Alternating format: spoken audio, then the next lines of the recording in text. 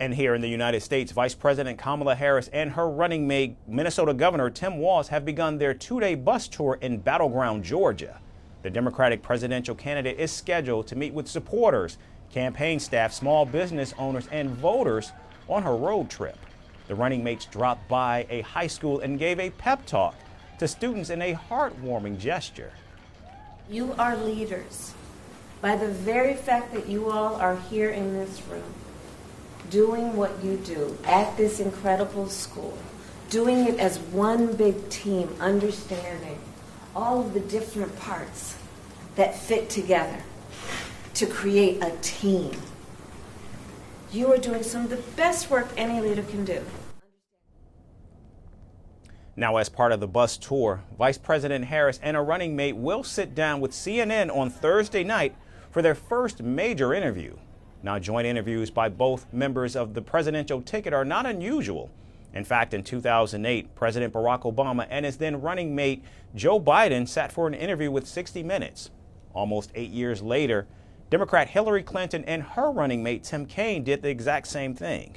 However, Thursday's interview comes at a time when Kamala Harris lags behind her rival in addressing the media, with Donald Trump already holding multiple press conferences this month. In fact, the Trump campaign slammed his opponent's decision to sit for a joint interview, claiming that Kamala Harris is not competent enough to do it on her own. Meanwhile, Donald Trump's running mate J.D. Vance is on the hot seat once again after previous videos of him mocking childless teachers went viral on social media. The resurfaced remarks have been making the rounds online and have even been shared by the Harris-Walz campaign. However, that didn't stop J.D. Vance from taking pot shots at Vice President Harris and criticizing her for not doing her job as vice president in the last 3 years.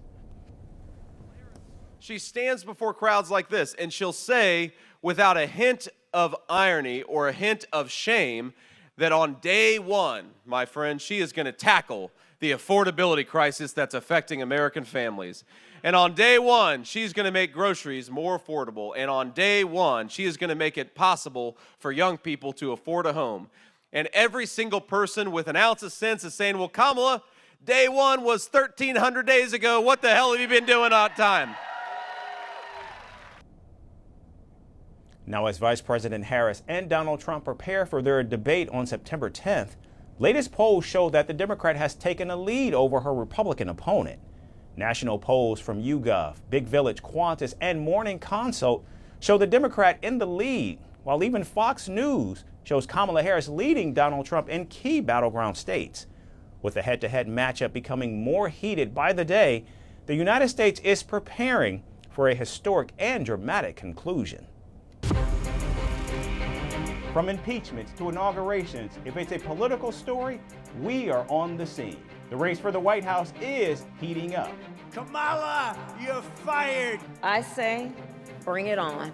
If it's breaking news, we're live with the latest coverage. From the White House, the State Department, and Capitol Hill, we know the issues, but above all, we know the players to bring you the latest in-depth analysis on all the key stories that we're covering.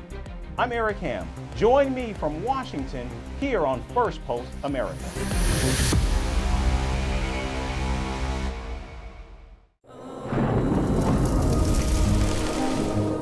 Climate change is on our doorstep. It's time for a revolution to take root. And it starts with 1.4 billion Indians. It starts with one tree. One tree for humanity. One tree for Mother Earth. One tree for our future. Project One Tree, a News 18 network initiative.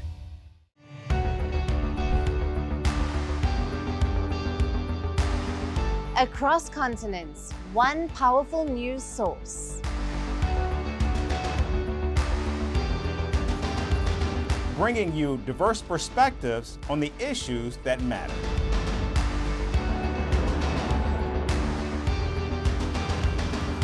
We go beyond the boundaries to give you that little extra about every sporting moment.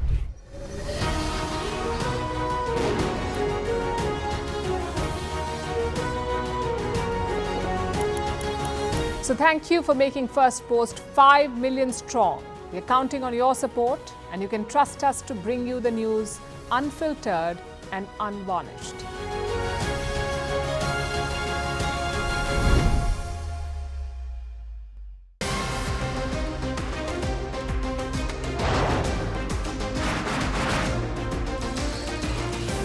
On the show today, the T20 World Cup bandwagon fans moved across to the West Indies. What can you expect from this? Hello, I'm Alison Green, coming to you from Durban, South Africa. Today we have a special show. Start with a report on India's shifting nuclear posture. For the first time since India officially became a nuclear power. Hello and welcome to Firstpost America. I'm Aaron Ham, coming to you live from the nation's capital, Washington, D.C.